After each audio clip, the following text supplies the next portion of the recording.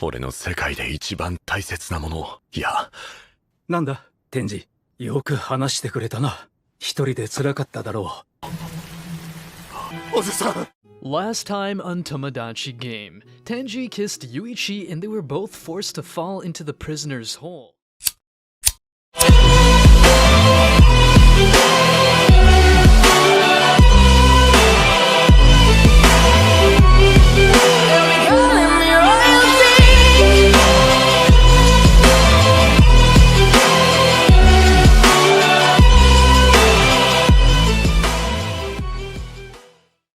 As the scene changes, we find ourselves transported to a flashback of a hospital, where a young Yuichi is seen counting his hard-earned cash.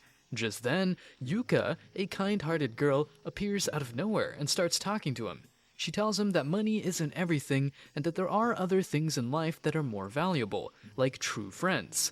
Intrigued by her statement, Yuichi probes further, only to be corrected by Yuka, who explains that she needs to make an urgent call to her mother. As Yuka makes her way to the phone booth, Yuichi steps outside and meets his new father. The man asks Yuichi if he knows the most important thing in life, to which Yuichi promptly replies, money. In the present day, Yuichi and Tenji awaken in a damp and dimly lit cave, their eyes struggling to adjust to the darkness. Manabu's voice echoes through the cavern as he delivers the grim news. They must stay in this cave for 3 days to prepare for the third game. Yuichi's heart sinks when he realizes they only have 1 bottle of water to sustain them for the duration of their stay. However, Tenji reassures him that they'll make it through together, revealing the reason why he kissed Yuichi before they entered the game, to come with him and explain his betrayal to their friends. Tenji reveals that this is his second time playing the Tomodachi game, and shares a signal with Yuichi to cover his name tag. His betrayal was caused by Shio stealing something incredibly precious to him. He takes a deep breath and begins to recount the story of his past. Before we continue, take a moment to answer the question of the day. Which anime has the best fight scenes? Comment down below for a chance to be shouted out. Now, back to the recap. In junior high, Tenji had 2 close friends and a dream to start a business with them. He had saved up 1 million yen, and with his friend's money, they pulled together 3 million yen. Everything was going well until Shio entered their school and met his friends. From that day on, their funds were constantly in turmoil. When questioned about his relationship with Shio, Tenji explains that their parents wanted them to be together, but they were just friends. One fateful day, his 2 friends suggested they split the money and invest separately, with the one who made the most money becoming the CEO of their company and earning the right to propose to Shio. But before they could execute their plan, they were kidnapped and thrust into the Tomodachi game, where they learned one of them had a 10 million yen debt.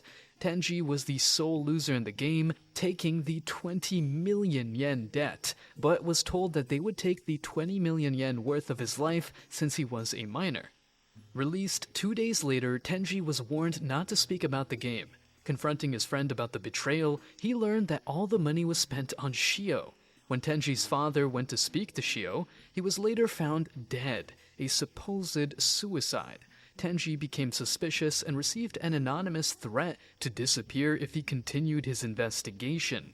In a last-ditch effort, he decided to gamble it all and play the Tomodachi game again to corner Shio and expose her true nature.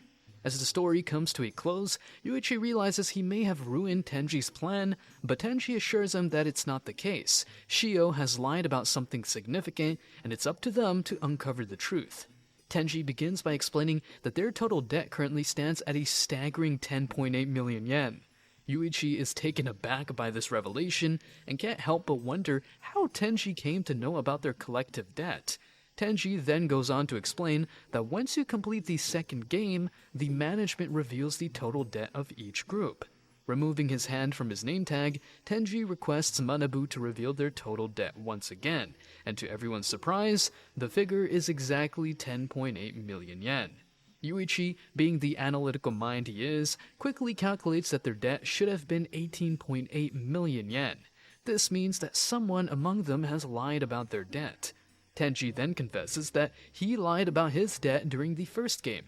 His card allowed him to cut his debt in half, and he was only at minus 1.6 million yen at the time. but now his real debt is a whopping 2.1 million yen. They speculate that Makoto also received the same offer and is likely at 200k debt right now. Despite these revelations, they are still left with a daunting 14.8 million yen debt. Shio had 6.2 million yen debt, but assuming she didn't get the penalty for speaking, her debt would have been 2.2 million yen, bringing the total to 10.8 million yen, which is correct.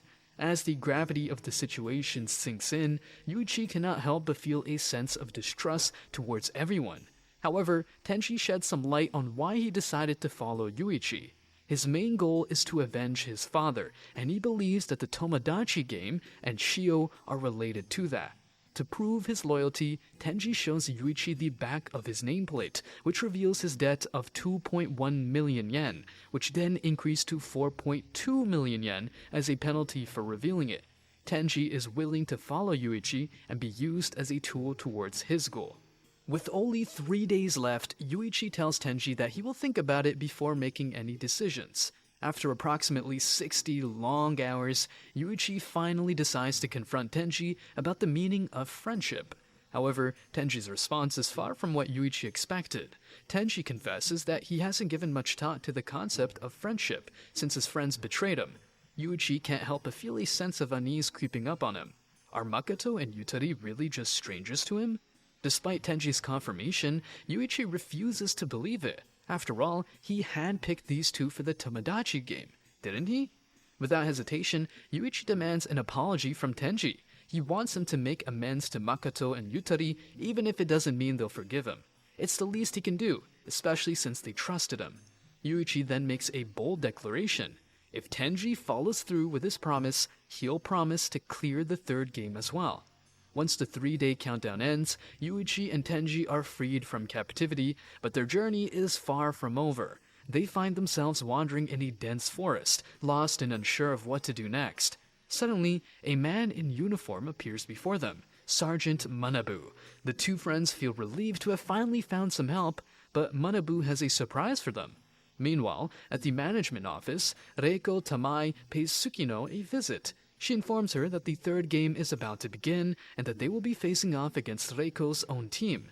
Upon noticing that there are only 2 players left from Group C, Reiko smirks, confident that her team will win easily.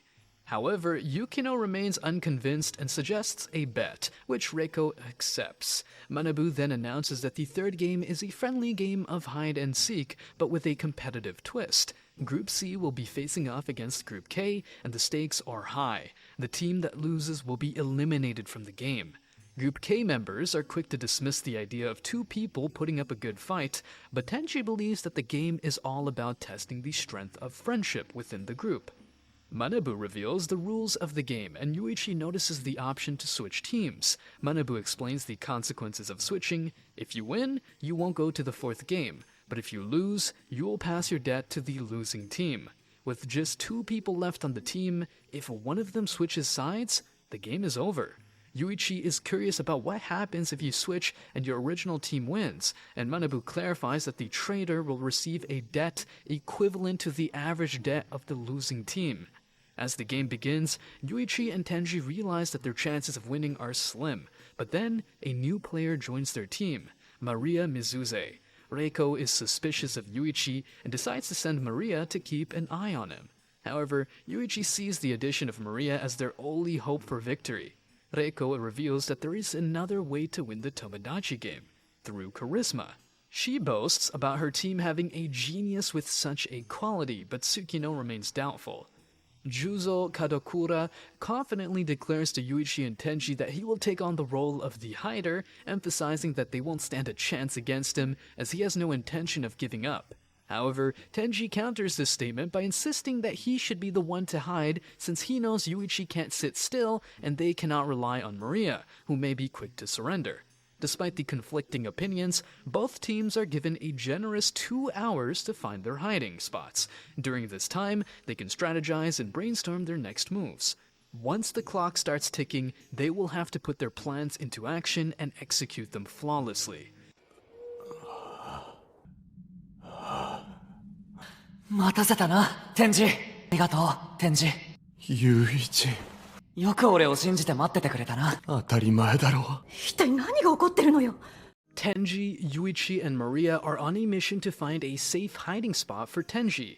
They recall the strict rules Manabu explained to them. First and foremost, no violence is allowed to locate the hider.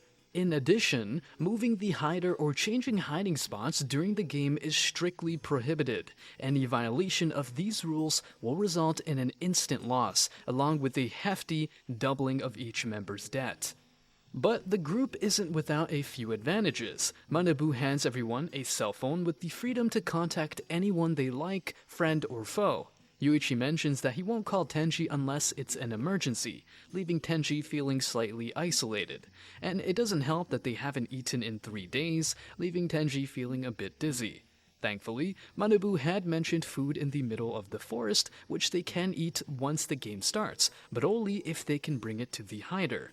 In addition to food, Manabu gives the hiders a way out, a give up button, which only the hider can press. If they're feeling lonely or bored and don't want to continue, they can use it to end the game immediately, but at the cost of their team's loss.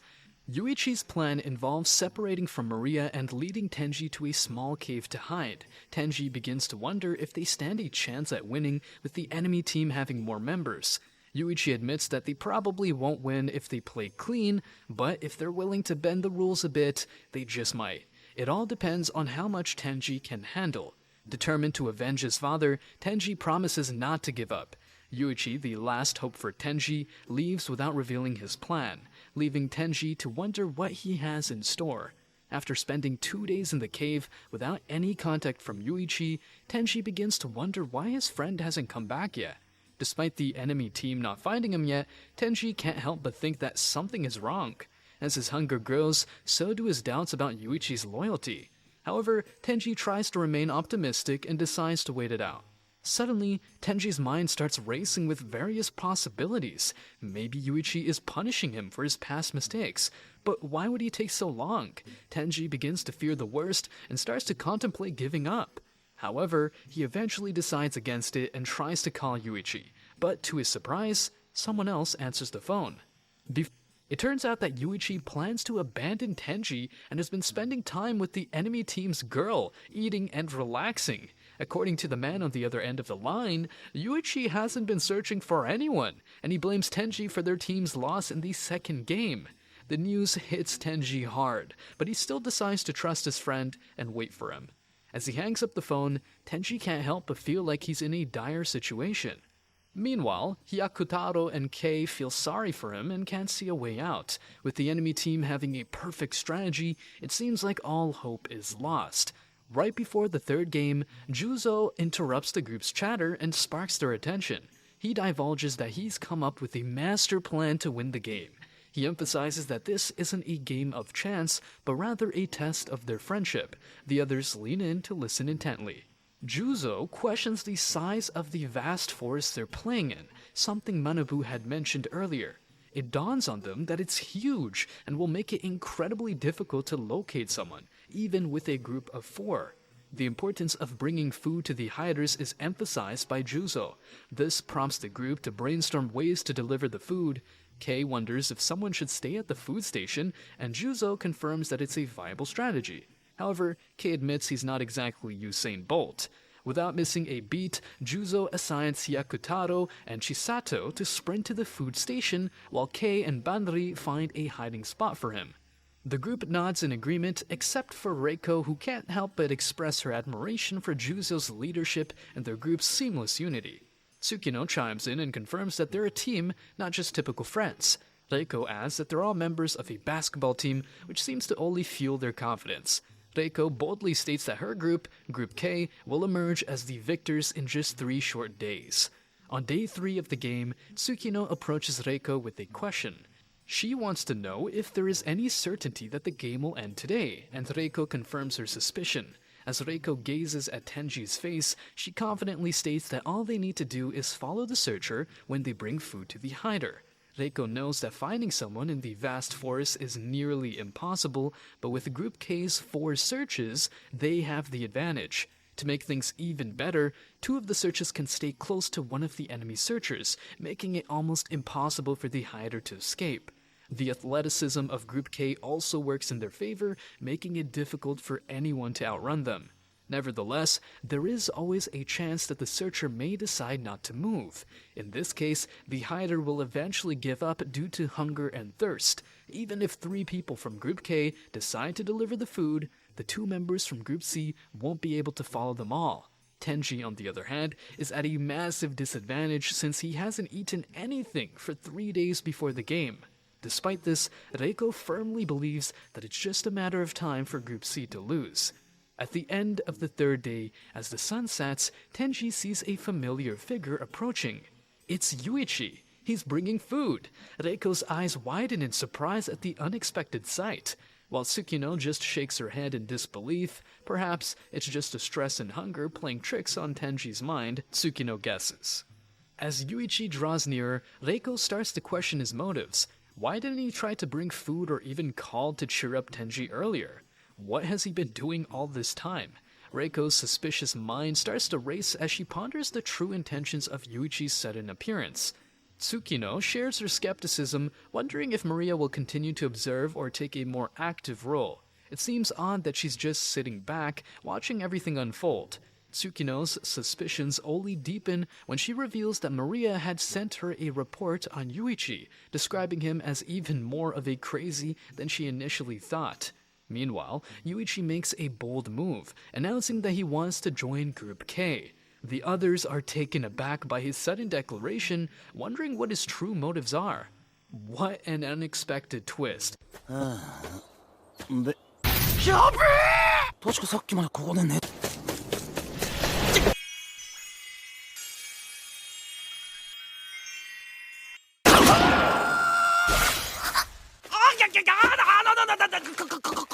Reiko is taken aback and finds it hard to believe that Yuichi is suggesting switching sides. She thinks he must be bluffing or trying to trick them.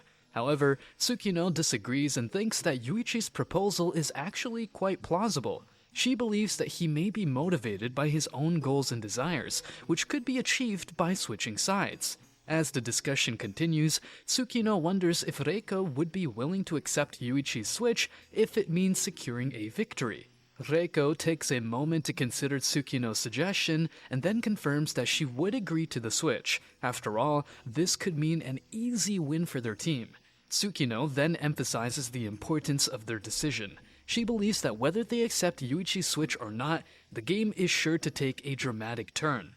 Yuichi, the cunning member of Group K, shocks his team by announcing his desire to switch sides and makes Tenji pay for his betrayal. To make matters worse, the switch can only happen in the middle of the forest, and once you switch, there's no going back.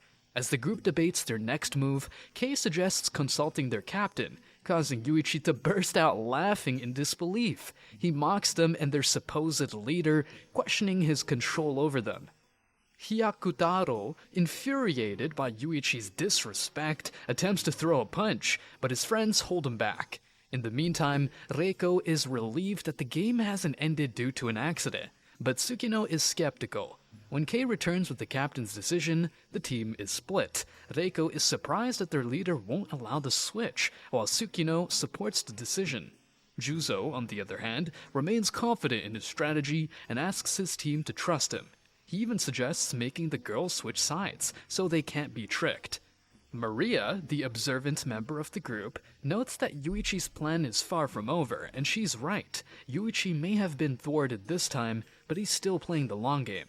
2 days ago, just a few hours after the game had started, Maria inquires Yuichi about their strategy. Curious and eager to know, she wants to make sure they are on the same page. Yuichi calmly explains that they will take a passive approach for the first 2 days and give the impression that they have no intention of fighting. Cleverly, he plans to lull the opposing team into a false sense of security before making his move. Yuichi then shares his plan of switching and tries to get their hiding spot before revealing it to Maria.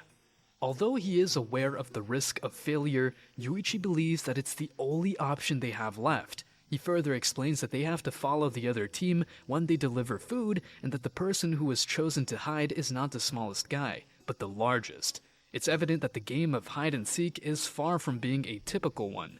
As Maria listens intently, she wonders what Yuichi's plan would be if they deny his switch. Not one to give up easily, Yuichi confidently tells her his plan, but not before asking her to swear absolute obedience to him. Maria, a little hesitant at first, agrees to his terms, knowing that Yuichi has a brilliant mind and that he must have a trick up his sleeve. Yuichi's plan unfolds, and it's nothing short of genius. Maria realizes the reason behind Yuichi's earlier questioning about her gender. Yuichi surprises Group K with his latest decision. He has changed his mind and no longer wants to switch. As they all ponder his motives, the group begins to wonder if their captain has caught onto his plan. However, Yuichi denies this, claiming that he's confident in Group K's abilities and believes that they can win without any additional help. Maria reminisces about Yuichi's initial plan, which involved him engaging in small talk with the opposing group for 2 whole days, attempting to incite them at times, all while searching for a crucial clue. Once he had found it, he would seamlessly move on to the next step of his scheme. At the crack of dawn on the 4th day, Kei and Banri head out to deliver food to their captain. Meanwhile, Chisato takes charge of watching over Maria, while Hyakutaro stays behind with Yuichi. Curiosity getting the better of him, Yuichi questions Hyakutaro about his basketball journey and praises their team for their incredible skills and exceptional captain.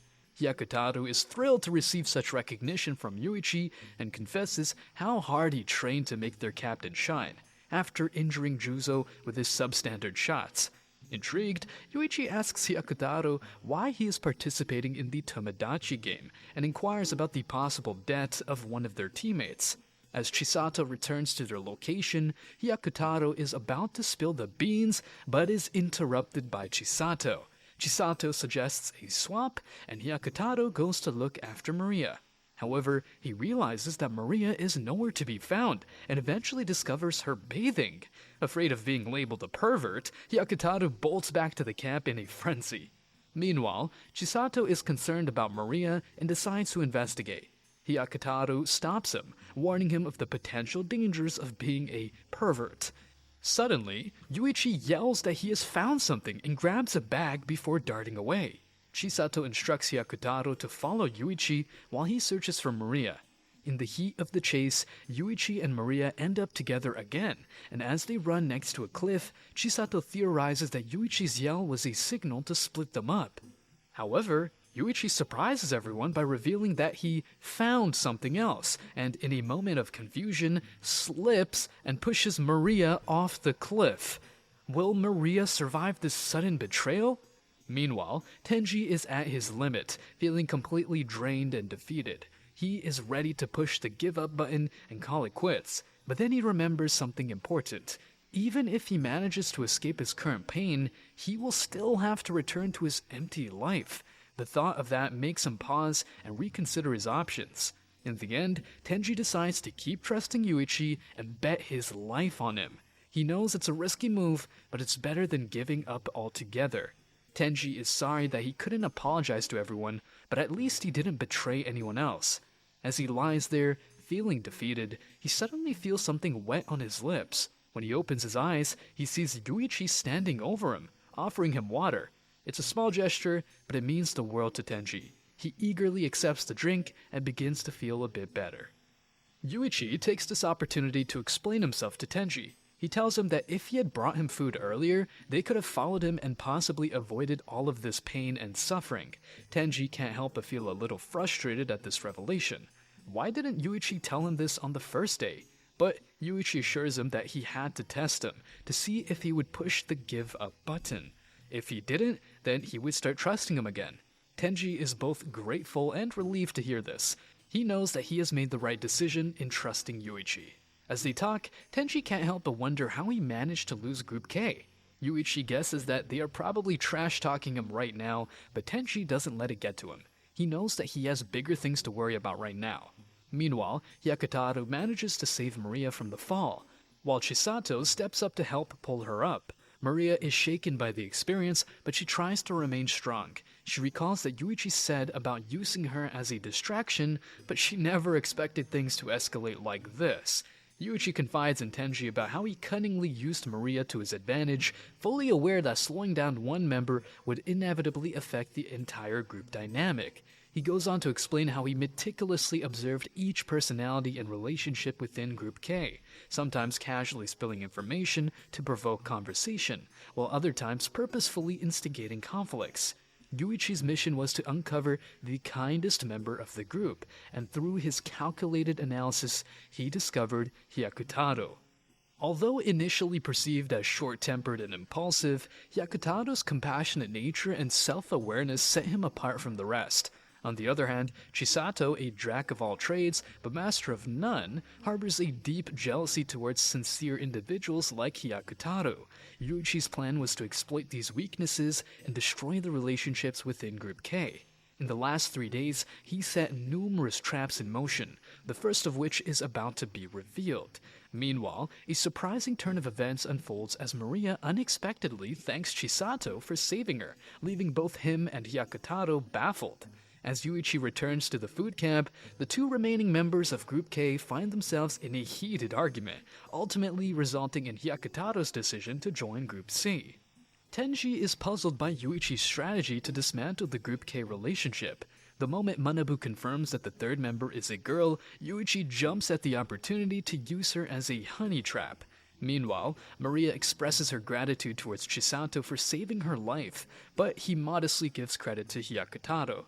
Maria's tone suddenly shifts as she accuses Hyakutaro of being a pervert, confessing that he was caught peeping on her while she was stark naked. Despite his feeble attempts to defend himself, Hyakutaro ends up apologizing to Maria, owning up to his wrongdoing. Unexpectedly, Maria's demeanor changes as she admits to lying about the incident, revealing that she was only trying to test his honesty. As a token of appreciation, Maria thanks Hyakutaro, which leaves him smitten. Amidst all this, Chisato can't help but wonder what would have happened if Hyakutaro wasn't there to save Maria. In his eyes, Yuichi is nothing but a conniving and devious person, but Maria is too afraid to speak up against him. With heavy hearts, the trio decides to make their way back to the food station. However, things take a turn for the worse as Maria experiences a sharp pain in her leg. In an instant, Hyakutaro jumps into action and offers to carry her on his back.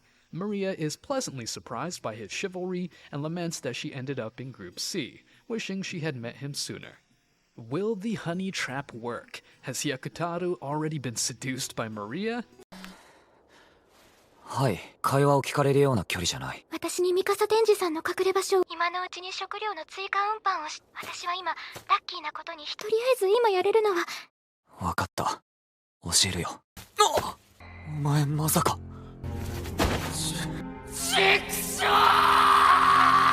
Back at the food station, Hyakutaro and Chisato quickly recount the events that took place. Kei's mind starts racing as he realizes that if Yuichi managed to get food, then the game could be prolonged even more. Suddenly, Yuichi makes his grand return and starts ordering Maria around like she's some sort of object he owns. Hyakutaro's blood starts to boil as he stands up for Maria, but to everyone's surprise, Maria stops him, saying that's exactly what Yuichi wants. The tension in the air is palpable as Yuichi takes things to the next level by violently pulling Maria's hair. Kei knows that this is completely unacceptable and tries to reason with Manabu about how violent behavior shouldn't be tolerated. But Manabu confirms that violence against team members is okay, only violence against opponents is forbidden. The situation quickly spirals out of control as Yuichi keeps provoking them, stating that he can do whatever he wants to Maria and it won't break any rules. Hyakutaro suggests that Maria joins their team, but Chisato senses something fishy about the whole situation and wonders if they're being tricked. He uses his vast experience with women to deduce that Maria may be acting, but this only causes a rift between him and Hyakutaro.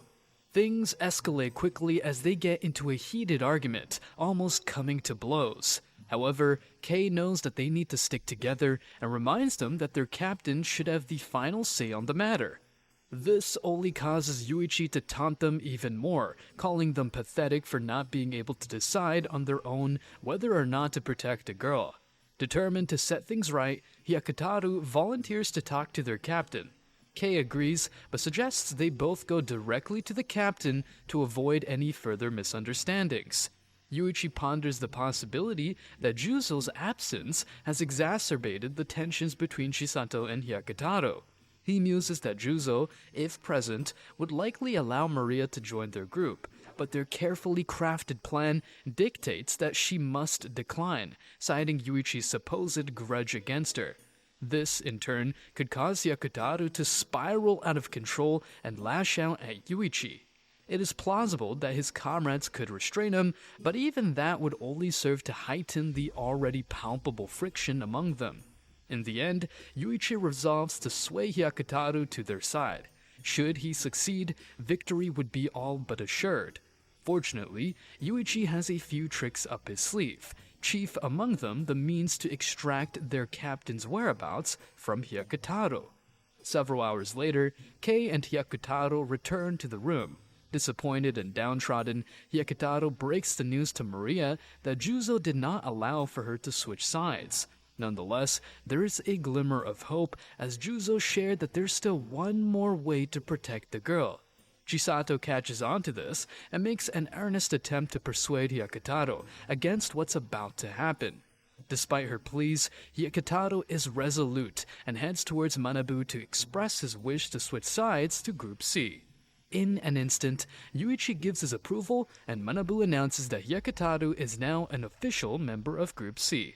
With unwavering determination, Hyakutaro states that he will continue to play for Group K and take on the double debt when they win. In an unanticipated turn of events, Hyakutaro attempts to punch Yuichi, but the seasoned player effortlessly dodges and pins him to the ground. Firmly, he reminds Hyakutaro that violence has no place in either group and ties him up. It is then that Yuichi instructs Group K to use this as an opportunity to have a discussion with their captain. Yuichi excitedly dials Tenji's number, his heart pounding with anticipation. As soon as Tenji picks up, he blurts out the news. They've finally managed to recruit a member into their group. Tenji lets out a whoop of joy, congratulating Yuichi on a job well done. But there's still one crucial piece of information missing: the whereabouts of their captain, Juzo. Yuichi knows that their new recruit must know something, and he's determined to find out what it is. Meanwhile, Maria's heart is heavy as she speaks to Hyakutaro. She knows that he won't be able to protect her from Yuichi's wrath, but she's grateful for his efforts nonetheless. Her mind races with fear as she contemplates what Yuichi might do to make Hyakutaro spill their captain's location.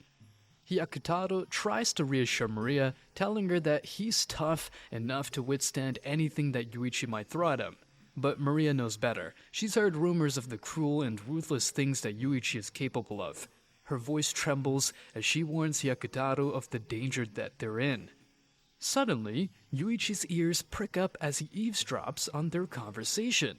His heart sinks as he hears that Hyakutaro might not know anything after all. Elsewhere, Juzo confides in Kei about their latest recruit, Hyakutaro. Kei nods in agreement, assuring Juzo that everything is going according to plan, but he reminds Juzo to be polite and respectful to their new member when they meet. As the pieces of their plan start to fall into place, Reiko watches on with a satisfied smirk. She knows that Kei is the true mastermind behind everything, a true genius who controls the strings from behind the scenes. Yuichi curiously asks Hyakutaro why he didn't see their captain. To his surprise, Hyakutaro explains that they received a call on their way, urging them to rush back to the food station. Group C was up to something, and they had no choice but to heed the call. Kei, being the wise leader that he is, decided to call their captain instead of visiting him. As Yuichi digests this information, he realizes the true leader of their group. With newfound respect, he picks up his phone and calls Kei. The puzzle pieces are starting to fall into place, and Kei confirms that Yuichi is finally getting it. But Yuichi has no intention of making another mistake. Kei assures him that they secured their win when they acquired the time bomb Hyakutaro. Despite Yuichi not being as smart as Kei, he should be able to figure out what he means. Shocked, Yuichi turns to Maria, confessing that they will definitely lose. Juzo, on the other hand, notices that Kei is looking happy. Kei confirms that thanks to Yuichi, he wasn't bored in the last few days. With a plan in mind, he explains the two main points to Juzo. Hyakutaro switching sides but having no intention to betray them, and using violence against an opponent. These are the keys to their eventual victory. But what about Kei's backstory? Tsukino asks Reiko, who reveals that he is a genius who gets bored of everything quickly.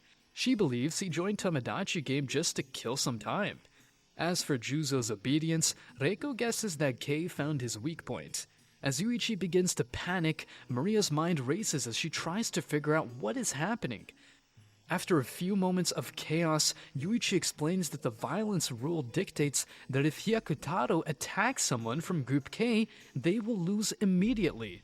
To avoid this, Yuichi took matters into his own hands and tied up Hyakutaro, hoping that they would win right away. However, as time passed, Hyakutaro became a ticking time bomb, making it impossible for them to move. Despite the urgency of the situation, Yuichi remains calm and collected as he suggests hiding Hyakutaro to avoid detection. But before they can put their plan into action, Chisato and Banri appear out of nowhere, revealing that Yuichi is already too late. The next morning, Maria is feeling restless and bored. As she wanders around, Kei approaches her and comments that he had been hoping to get her alone. Maria is caught off guard when Kei reveals that he knows she's from the management team. Kei explains that they received food rations based on the size of their group, and when Maria showed up, she didn't look hungry at all. Kei deduces that she must be from the management team. Kei then makes a bold proposition to Maria. He wants her to betray Yuichi. He argues that as a player, it would be weird for her to not betray him, especially since Group K is sure to win. Maria is intrigued by Kei's offer and wonders if betraying Yuichi would make her feel like a different character. Kei reveals that he's the type of person who likes fun over reason and logic, and he could make the sadistic Yuichi crumble into a pathetic failure. Maria can't help but get excited at the prospect of such an entertaining game. She agrees to team up with Kei, eager to see what kind of chaos they can create together. Maria reaches out to Yuichi urgently, inquiring if there is anyone in the vicinity. With a sense of relief, Yuichi confirms that although they are keeping a watchful eye on him, they are not nearby. Fearing for Tenji's well-being, Maria implores Yuichi to disclose his whereabouts. She wishes to bring him sustenance since she is alone at present. Observing Kei, Banri, and Chisato joining forces, Yuichi sees a glimmer of hope. He senses that with more time, he could devise a plan to save Tenji. Upon hearing Yuichi's assent, Maria rushes off to meet with Kei. In a treacherous act of betrayal, she informs him of their plans. Yuichi's anger is palpable as he falls to his knees, yelling in frustration. Kei remains unperturbed, convinced that Yuichi has revealed the location of their missing comrade. With a nightfall looming, Kei suggests they begin searching immediately. As dusk approaches, Kei hastily dials Tenji's number. Immediately, he warns him about Yuichi's atrocious plan to prioritize winning over Tenji's life. Kei insists that Tenji should steer clear of him, as Yuichi is planning something terrible. Kei pleads that Tenji to cut ties with Yuichi as soon as possible. Initially, Tenji is hesitant and claims to be ignorant of Yuichi's plan. However, Kei is unrelenting and demands Tenji to repeat himself louder. Tension begins to escalate as Tenji loses his temper and screams at Kei to back off. Tenji states that he has faith in Yuichi and is betting on him. Kei, satisfied with hearing Tenji's response, suddenly appears in front of him, revealing his location. Meanwhile, Manabu's voice echoes throughout the area, announcing that the game has ended and everyone, including the hider, should return to the food station. Tenji is bewildered by their defeat, but Kei assures him that they had underestimated their opponents. Kei reminds Tenji that he is a genius and that they will prevail next time. 最悪の状態になっちまったな。本当に。ギブアップボタンを押してください。だったら聞きましたよ。お前何や。下を噛まないよ。At the start of episode 11, we cut to Juzo and Yuichi. As Juzo stands over Yuichi after punching him, the tension in the air is palpable. However, in the midst of the chaos, Manabu announces the winner of the third game, Friendly Hide and Seek, to be Group C. Despite this unexpected outcome, Kei manages to keep his composure and expresses his surprise, noting that they found the enemy hider first. Manabu confirms their success, but emphasizes that there are multiple ways to win. Just then, Kei turns and sees Juzo apologizing to everyone for pushing the give up button. We then cut to a flashback.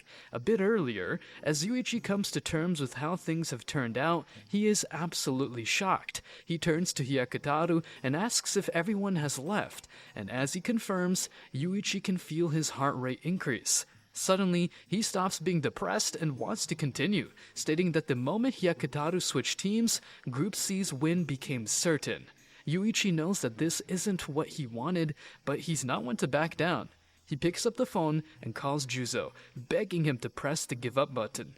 But, as expected, Juzo declines. Yuichi knows he has to take matters into his own hands and starts punching Hyakutaru. Juzo thinks it's a bluff, but he's taken aback when he sees Hyakutaru not making a noise. Yuichi is surprised too. He didn't expect Hyakutaru to be so tough. Eventually, Yuichi gives the phone to Hyakutaru, who's having difficulty speaking. He confirms that Juzo is correct. Yuichi is bluffing, but Juzo can hear the waver in Hyakutaru's speech and starts thinking he's indeed being punched. Reiko watches Yuichi punching Hyakutaru and notes that he isn't a monster, but a devil. Juzo, on the other hand, asks Hyakutaru to hold on, reassuring him that Kei will soon find the hider. However, Yuichi has other plans. He states that he will break something that can't be fixed. Knowing that they're a basketball team and that Hyakutaru has practiced a lot to score his shots, Yuichi intends to break Hyakutaru's finger. He knows that even after it heals, it won't be the same and won't have the same precision as before. He gives Juzo 10 seconds and gags Hyakutaru's mouth to prevent him from biting his tongue. After 10 seconds, he breaks his finger. Juzo hears it and, having heard the same sound when he got injured, believes it's true and apologizes to Hyakutaru. Yuichi states he will proceed breaking his fingers, and Juzo calls him a scum. But Yuichi disagrees, stating that the scum in Juzo as he started it all. Group K is playing the Tomodachi game due to Juzo's debt. Upon their return from the game, Yuichi opens up about the hidden debt, a secret they all kept under wraps. He admits to initially suspecting Kei, but soon realizes that Juzo is the one in debt and Kei is calling the shots. Juzo then confesses that his family business was sinking in debt, and it had become so bad that he was about to quit school and start working. However, he longed to play one final Tomodachi game with his friends, and Kei promised to help him pay off his debt under the condition that Juzo would obey him. As he apologizes for his actions, he blames himself for everything that has gone wrong. But his apologies do not suffice for Yuichi, who continues to be pummeled by Juzo's punches. Hyakutaru intervenes, surprising Juzo with the realization that he hadn't actually broken his finger. In fact, Yuichi had broken his own finger to ensure they won. He confesses to being a coward, but explains that they had their reasons for winning. Juzo is stunned that Hyakutaru had kept quiet about this, but the truth is soon revealed. Yuichi had promised to let Juzo hit him just as hard. Ultimately, Juzo accepts defeat, realizing that they had indeed lost. Kei, however, can't accept that, and it's Juzo who lost them the game. Kei's plan was perfect, yet the rest held him back. Banri then lifts Kei up and spanks him, making Kei question why his big brother would do such a thing. Banri clarifies that he isn't his real brother, but since they grew up together, he feels like his big brother. Banri tells Kei to give up, as his strategy didn't factor in this scenario, thus leading to his defeat. Juzo also made the right decision by pressing the button, because if he had let down Hyakutaru, he would have lost everyone's respect. Juzo proclaims he will attempt to make them transfer all their debt to him and wishes the other four won't split up. Maria questions if Yuichi knew who she was. Yuichi states she is from the management. She appeared to be meek and uncertain, yet managed to follow his intricate instructions flawlessly. As Yuichi was aware of her position, he pushed her off the cliff without remorse. Yuichi's reaction when she betrayed him was part of the plan to make them think they would win and leave Yuichi behind. Yuichi requests Maria to inform her bosses that he will absolutely overcome them. Tenji does not consider that Yuichi is a cowardly piece of crap. Although he may not have the most desirable ideas, he never destroyed Group K's friendship. Tenji is convinced that Yuichi is a decent person. Yuichi thinks to himself that if Juzo hadn't pushed the button, he might have broken Hyakutaru's finger, as his old self would have done so without flinching. Yuichi wonders if Tenji had known that part of him, would he still think he is a good person? Yuichi and Tenji were released for a while until the fourth game starts. They go to school and find Yutari trying to clean the bad messages left, calling them thieves and wishing their death. Yutari starts crying and reveals that Shio and Makoto had disappeared. Yutari explains that a week ago, Manabu had informed Yutari, Shio, and Makoto that since they won't participate in the third game, they could go home temporarily. However, they had to refrain from talking about the game or running away. Manabu reveals that the Group C's total debt is 10.8 million yen, which astounds Shio, who then states they shouldn't listen to Manabu as it may corrupt their friendship. Manabu states they are free to believe him or not, but Yuichi and Tenji also already know the total debt. Tenji believes that Shio's secret is out, and that's why she ran away. Yutari isn't sure about what secret he means, yet she states there must be a reason Shio disappeared. Yutari explains that when they returned to school, the vice president Hanamiya questioned Shio if it was her who had stolen the trip funds. Normally, the other classes stored the money into accounts, but their teacher said that Shio had insisted on collecting them in cash. Makoto tried to protect her, yet Shio stopped him from revealing who had stolen it as it was related to the game. Hanamiya states they also believe that Makoto is an accomplice. However, Makoto states that is ridiculous as he is rich and 2 million are nothing for him and he would lend them the money. Yuichi guesses that something bad must have happened after that. Yutari nods in agreement and states 2 days later, Yutari's father was arrested as the police had found out about all that was revealed in the game. Yuichi then comes to the realization that Makoto had talked to his father about the Tomodachi game while asking him for 2 million yen. Makoto returned the next day, stating he couldn't get the money and everyone started to bully him. Shio tried to stand up for him, but she also stopped coming to school. Other students come and ponder why Yuichi and the rest were there and not with Makoto. Heading to Makoto's house, Yuichi and the rest quickly learn that Makoto's father had been brutally killed. The police then take out Makoto, who is covered in blood, prompting him to try and explain something to Yuichi. However, before he has the chance, Shio's father interjects and warns that it would be better for them to not get involved or else risk losing someone important. Yuichi immediately retorts that he doesn't have anyone that he would be so willing to lose, and that threats mean nothing to him. Yuichi and Tenji are at a loss of what to do next, when Yutari inquires as to what happened. It appears that the group is beginning to trust each other once again. Yuichi, however, is not done with Yutari just yet, as he scolds her for not saying anything after the second game and looking at him as if he were a monster. Yutari admits that she was scared, but waited to find out the truth. Yuichi fumes, explaining that he hates people who simply do what they are told and are only a burden in the Tomodachi game. Yutari understands, which is why she always did what they wanted to avoid getting in their way. Yuichi's response is sharp and cutting as he declares that Yutari is now a burden and a stranger to them. Later, Tenji wonders if this was the right decision, but Yuichi explains that since lives are on the line, they should leave Yutari out of it and can take Yutari's debt on them. Manabu calls Tenji, telling him they will be starting a special Tomodachi game. He guesses that Yuichi is there as well and questions him if threats don't really work on him. He then sends them a picture of tied-up Yutari, stating the rules are simple. They either show up or not. If they show up, they will have a terrible time. If not, then Yutari will have a terrible time. Yuichi will be playing the weak win game. Manabu explains that if two people suffer the exact same pain, the one with self-control won't scream, but the weak one will. People will feel sad for the weak one and go easy on him. If self-control is a disadvantage, then it's like the weak wins. Manabu asks Yuichi to come to a specific location alone. If he comes with someone else, he will never see Yutari again. Yuichi states that if they do anything to Yutari, he will kill them. Undoubtedly, Yuichi feels he needs to go as they involved Yutari in this, and that this game will be different than the rest. Consequently, he makes the difficult decision to go alone rather than risk Yutari's safety. Ultimately, he is determined to save Yutari no matter what it takes. Yuichi arrives at said location, whereupon he catches sight of a group of guys and a man wearing a Manabu mask.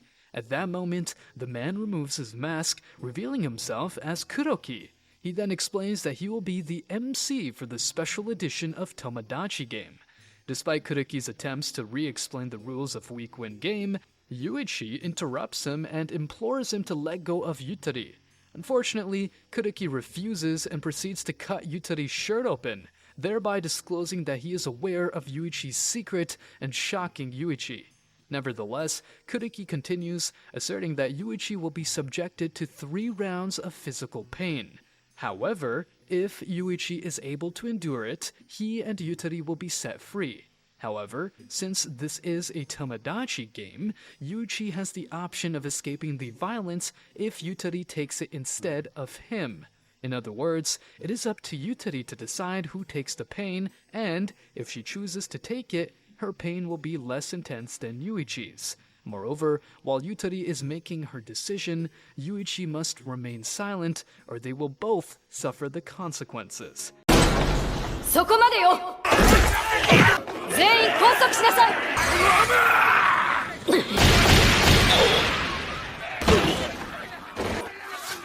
この場は我々友達ゲーム運営が預かる Kuroki starts the first round, and as the countdown begins, Yutari is left with a difficult decision. To choose herself and receive 1 hit, or choose Yuichi and have him receive 3 hits. However, Yuichi makes it clear what she should do, stamping his foot and urging her to not choose herself. Ultimately, Yutari's decision is made for her, as Yuichi takes the 3 hits from Kuroki. He notes to himself that the punches are weaker than Group K's Juzo's, but Yutari is still apologetic. Nevertheless, Kuroki moves on to the next round, nail removal. Yutari is once again presented with the same decision, to choose herself or Yuichi. Initially, she hesitates, but eventually, it is Yuichi who steps up, placing his arm on the table and demanding Kuroki to proceed with the task. With a hint of frustration, Kuroki follows through, and in the end, 3 of Yuichi's nails are removed. Yuichi inquires his fellow gang members, why is the piece of shit Kuroki their leader? He questions if there is anything good about him, since Kuroki appears to be a much better fighter than him. Kuroki appears to be a perverted sadist with a snake face. Kuroki enlightens Yuichi, emphasizing that the strongest among them does not necessarily make them the leader. He claims that he is the leader because he is the smartest one among them. He has guts and will never betray his friends. Yuichi acknowledges that brains, guts, and loyalty make him the leader, and Kuroki confirms. Kuroki wants them to continue with the game, but desires to mix it up a bit. If Yutari chooses herself, she will dance totally naked, so it will be more of an emotional pain for her. But since no one would want to see Yuichi naked, he will gouge his hand 3 times with a knife. Kuroki gives them 1 minute to talk it out. Yutari desperately tells Yuichi to choose, but he prompts her to tell him how she honestly feels. Yutari realizes she needs to do it this time, but she can't decide and say it, so she will do whatever Yuichi says. Yuichi firmly states he will go. Kuroki laughs mockingly and taunts Yutari that she can't handle anything and is the weakest. Kuroki then proceeds and cruelly stabs Yuichi's hand 3 times and gets excited as he screams in pain. Kuroki declares this concludes the game and they are free to go, but doubts they will want to leave together. Before we continue, take a moment to answer the question of the day. What is the best recent anime you've watched? Comment down below for a chance to be shouted out. Yuichi notes that he is really infuriated this time, yet he clarifies his anger is towards Kuroki and not Yutari. He emphatically tells Yutari that he isn't angry at her and that kidnappers frequently declare they will harm the hostage if you don't meet their demands. Then they cunningly manipulate the people who refuse the requests into doing something wrong. but the scoundrels are the kidnappers, and people like Yutari are merely casualties and shouldn't feel remorseful. Yuichi apologizes, admitting it's because of him that she was targeted. Yutari cries and embraces Yuichi, expressing that she doesn't know what he was in the past, but he has been really kind to her, so she will believe him. After Yutari bandages Yuichi's hand, Yuichi tells Yutari she can go, but he will stay and he has unfinished business. He notes it could be scary, yet Yutari still decides to stay. Subsequently, Yuichi then asks Kuriki if he wants to play a game with him. Kuriki wonders what he will get, and Yuichi states it's 10 million yen. Everyone gets excited, and Kuriki wonders if Yuichi even has such money.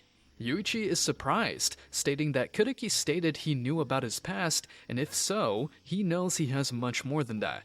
Kuriki confirms and wonders about the game.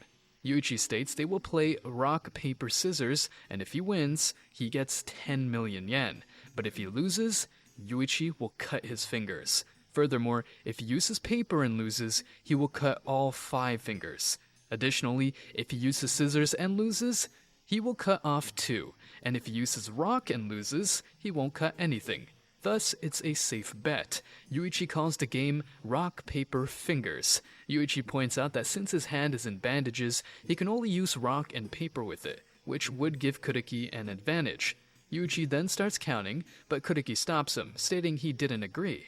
Yuichi then mocks him if he is scared even with such advantages.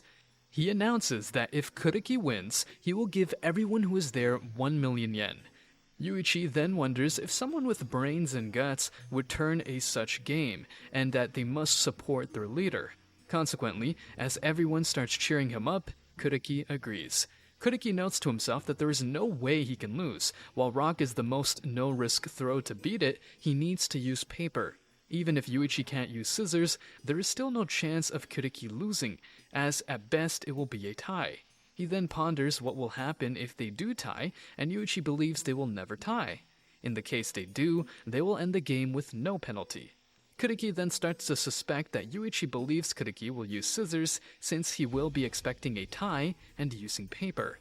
However, Kuriki knows he wouldn't be so foolish to throw scissors, as there is a chance of either winning or losing. Yuichi then inquires what Kuriki intends to throw, which surprises him. He wonders what the problem is. Yuichi nonchalantly remarks that it will demonstrate how pitiable Kuriki is. Kuriki questions whether he is trying to taunt him, but he decides that won't make him alter his move, as Yuichi only has one choice, to throw paper. Nevertheless, Yuichi states he won't be using paper. He starts the countdown, and Kuriki attempts to stay composed, knowing that if he doesn't throw paper, he can only throw rock. Thus, he is determined to throw paper. He then throws paper, but Yuichi surprises him by using his left hand to throw scissors. That infuriates Kuriki, as they didn't agree to that. Yuichi points out that he didn't throw paper, as he said, and that he can only use paper and rock with his right hand, but he never said he couldn't use his left arm. Kuriki is enraged and orders his men to teach Yuichi a lesson. His men ponder about the game, but Kuriki declares it doesn't count and to simply beat Yuichi. In that moment, Tsukino and other Tomodachi game management swiftly enters and starts restraining everyone.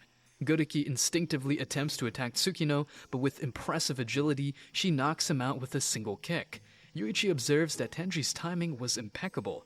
Tenji states they arrived a bit earlier, but they didn't let him go in. Tsukino turns to Kuriki, wondering if he is the leader who is impersonating the Tomodachi game. Tenji elucidates that he followed Yuichi's intuition and called the real Tomodachi game. Kuriki had acted as Manabu, but Yuichi thought he had acted more crudely than the real one. Tsukino informs Kuriki that he will be going with them and will experience the consequences of impersonating them. Yuichi interjects, reminding him he lost the game and thus owes him 5 fingers. Tsukino steps on Kuriki's hand and encourages Yuichi to hurry up. Yuichi wonders with which finger he should start. Kuriki implores his men to stop him. As Yuichi gets excited, Kuriki requests him to stop, and Yuichi responds he can do that, but he needs to select one of his friends to take Kuriki's place. Furthermore, he will only cut one of their fingers. Kuriki is relieved and inquires his men if someone would replace him, as he will only lose 1 finger, instead of 5 like him. As no one responds, Kuriki becomes enraged that they are not following his orders and declares that his fingers are worth more than one of their fingers. Tsukino quickly stops Kuriki and informs him the game is over, as Yuichi had passed out. Kuriki, still fuming with anger, is taken into a car with Tsukino. She poses the same question to him. At rock, paper, fingers, whose hand is more superior? Kuriki quickly deduces that it is paper, which can't lose, or scissors, which still has a chance of winning. Tsukino affirms his answer and reveals that this was Yuichi's plan from the start. She then inquires as to how Yuichi could make sure that Kuriki would not lose or tie. Immediately, Kuriki realizes that the answer is to make him think that rock is not an option. Tsukino nods in agreement, and Kuriki, with a sense of relief, realizes that he has gotten out unscathed and has not lost anything. However, Tsukino points out that the game has nonetheless cost Kuriki dearly, as it has revealed 3 facts about him: that he has no brains, no guts, and that he is willing to betray his friends. Her words possess a certain weight, as Kuriki's men have already made it clear that he is no longer important to them, and that they can do whatever they want with him. In the end, through one game of rock, paper, scissors, Yuichi had managed to completely sever Kuriki's ties with his men. Suddenly, Tenji and Yutari are filled with a sense of urgency as they try to wake up Yuichi. Reiko comes over and, upon inspecting Yuichi's hand, is outstanded that he has managed to stay conscious after losing that much blood. She orders emergency transport to help Yuichi, to which Tenji reluctantly agrees, as long as they are taking care of him. Tenji is content. Maria then interjects and suggests that, instead of staying by Yuichi's side, perhaps Tenji and Yutari should be with another friend of theirs who may need them more at the moment. Maria reveals that this friend is Makoto, the murderer, and that if they participate in the next game, they may be able to save him from his 500 million debt. Maria explains that Makoto was left with such a large debt when his father died, and wonders what Tenji and Yutari will choose, money or friend. Unexpectedly, Yuichi awakens and tells Tenji that he must go, as they can't leave the game before discovering the truth. He emphasizes that the most important thing to him isn't money, but friendship, and he then loses consciousness again. Tenji is determined to go, and Yutari follows suit. She trusts Yuichi, and if he trusts Tenji, then she will go as well. Thus, Tenji and Yutari march into a courtroom with Judge Manabu, who announces the 4th game, Friendship Guilt Court. What will this new game hold in store for our characters? I guess we'll have to wait for the 2nd season to come out. In the meantime, stay tuned for our Tomodachi game review, or go check out our other anime recaps.